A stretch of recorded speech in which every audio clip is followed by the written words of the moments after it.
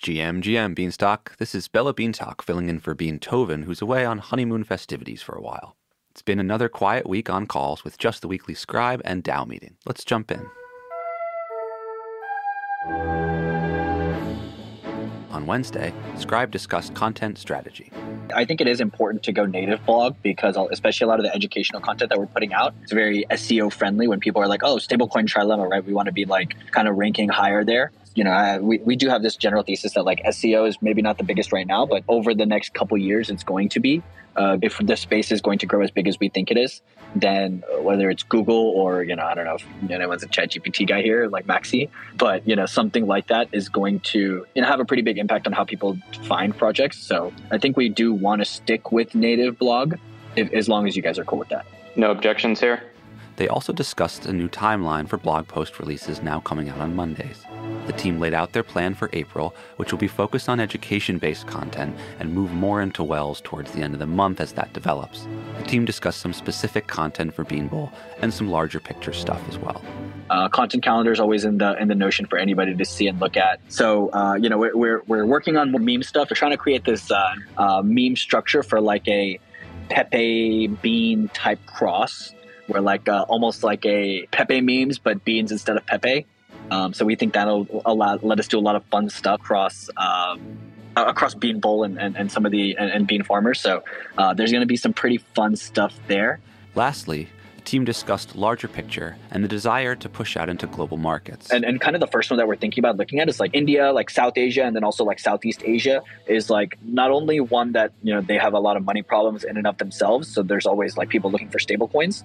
But two, it's just like there's a massive crypto market there that are always interested in kind of playing with and use different types of dApps and new tools. So we're looking at a bunch of other non-US native crypto education platforms. So we're in talks with a couple based in India right now and kind of doing some community level stuff with them, getting on some of these educational platforms to teach. At Thursday's DAO meeting, we had brief updates from Guy regarding the Mayflower timeline and some governance snapshots about stock delegation that should go up in a week or so. There's also movement on a number of audits in preparation for the Beaneth well. In other news, the Silo v3 changes, which include the unripe seeds change, are hopefully going to start being audited within the next 2 weeks. And I believe the pump audit will be done from Halborn within a couple weeks. And the last step of the Mayflower update that would need to get audited would be the integration bit between Wells and Beanstalk, and hopefully that audit can start at the conclusion of that pump audit. So still looking like late May or early June for the whitelisting of a Beaneth well and the silo. Sweetredbeans gave a design update. I'll start with the Wells interface.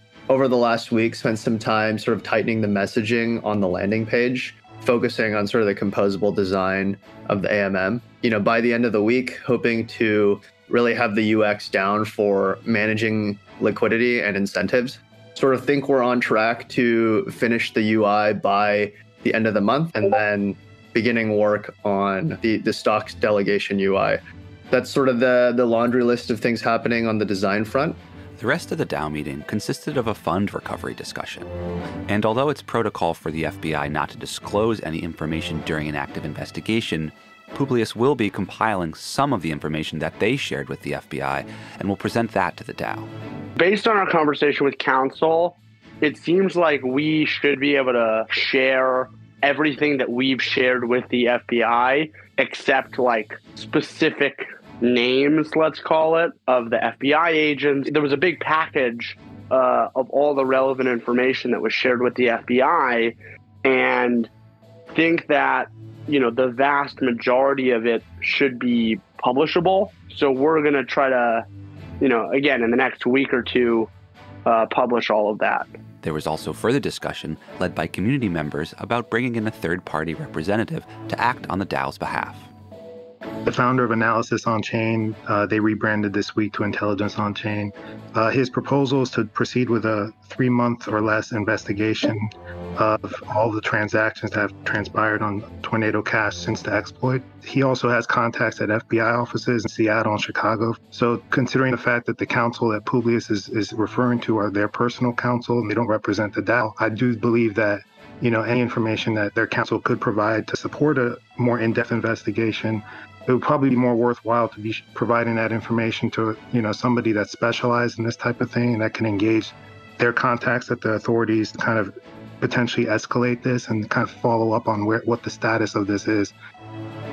Lastly, Publius's counsel will be presenting to the DAO on Thursday, April 20th, in which case it would make for a great opportunity to turn that meeting into a fund recovery call, if Intelligence on Chain can attend. That's another week on the farm. Thanks for listening. Catch you next week, farmers.